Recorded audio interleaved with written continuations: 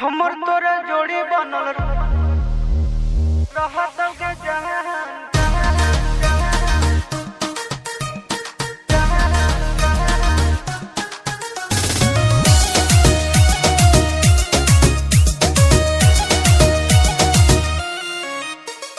सावन का महीना है, मस्ती में जीना है, 4 चिलम गांजा रोज सुबह शाम पीना है।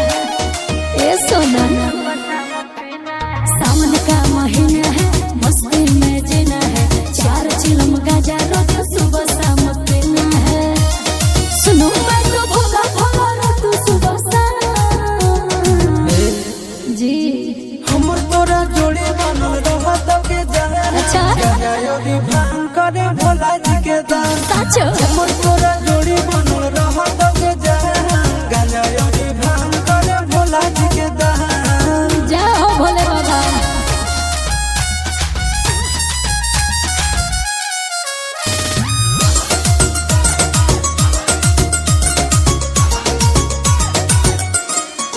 बाबू सोना रे सुनो ना रे, जाऊंगी देव घर सूट गेरुआ कलर किन दो ना रे। ए बाबू सुन ना, जन कहदिले सोला सुमारी गे मही हो बाबा से हमर प्यारी गे पूरा करोगे भोला जी आना।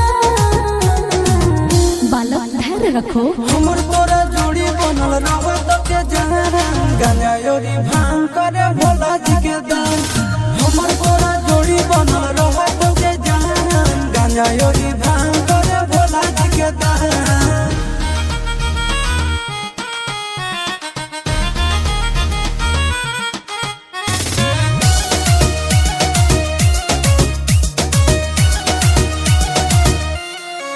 ओ दीवाना रे देवघर जाना रे, चूड़ी शंखा बोला जिसमें लिखा भोला लेके आना रे।